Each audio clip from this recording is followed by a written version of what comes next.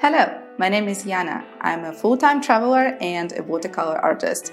I have been traveling for the past 5 years, and about 2 years I have been teaching watercolor.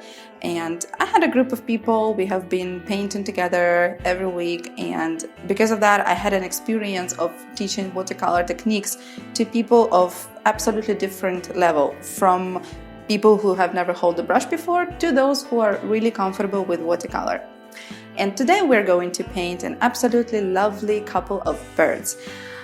We are going to explore different techniques and different ways how to show realistic bird, but also how to recreate the fluffiness of the feather, the cute eyes, and nevertheless we are going to use a lot of impressionistic techniques as well. So we will use heavy wet technique, wet on wet technique, dry on wet, and other watercolor techniques that will help you to recreate the dynamics and the movement that we see on the photograph.